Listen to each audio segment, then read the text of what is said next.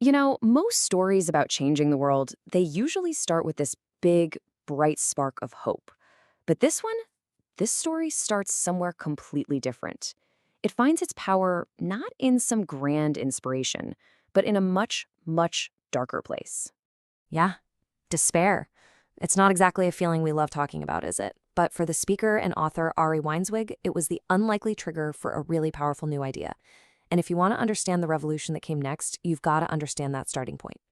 So let's go back to February 24th, 2022. The Russian invasion of Ukraine sent these shockwaves all around the globe. And for Weinzweig, it hit him really, really hard.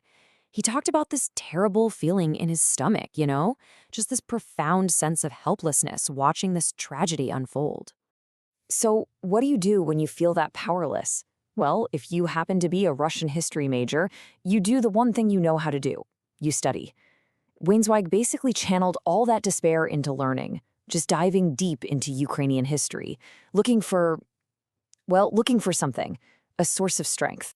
And in that history, he found it. Not some ancient story, but a modern, really powerful event that actually held the key to moving forward. He found a blueprint. It all kicked off in the fall of 2013. Protests just erupted in Kyiv after the president at the time rejected a major deal with the European Union.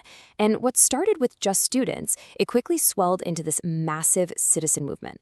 By February 2014, the president was actually forced from power, and the country's whole direction was changed. Just like that. And the name the Ukrainians gave this whole thing is so important. The Revolution of Dignity. I mean, that tells you everything, right?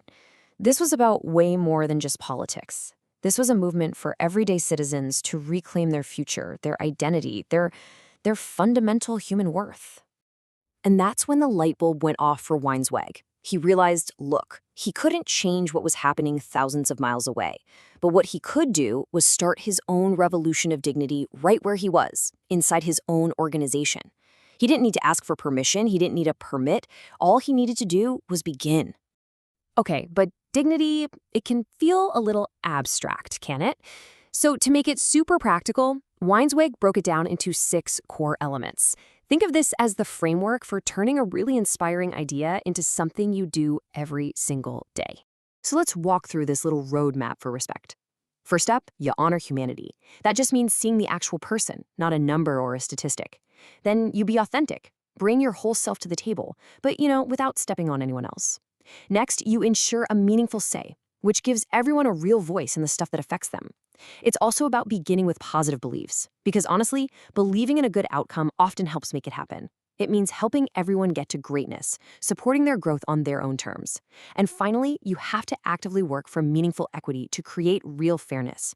Put them all together, and dignity stops being just a word and becomes an action plan. All right, so how does this whole thing apply to the real world? Especially in an industry like food service, which, let's be honest, often gets a pretty bad rap. Well, this is about writing a totally new story for what work can actually be. Let's just be direct here. Better pay, better benefits, better schedules, all of that is absolutely essential. We need it. But it's not enough. As Weinzweig puts it, a bigger paycheck doesn't fix a toxic culture. Dignity has to be the foundation for everything else. This right here is the shift. This is the new story.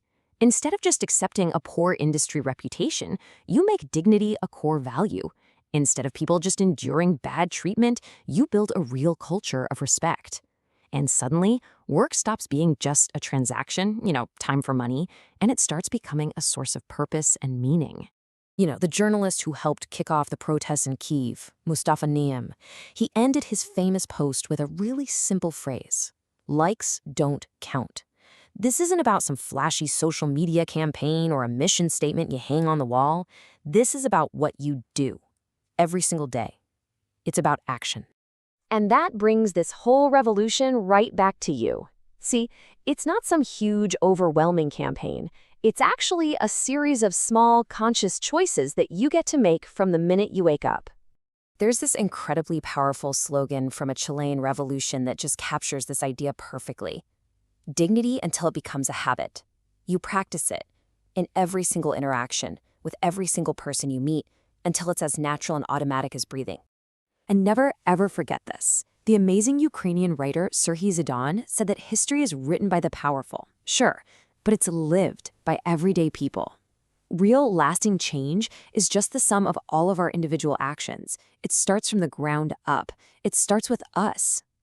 So, really, there's only one question left, and it's for you. A revolution of dignity doesn't require a permit, it doesn't require a fancy title, and it sure doesn't require permission from anyone else. It just needs a beginning. So, where will yours be?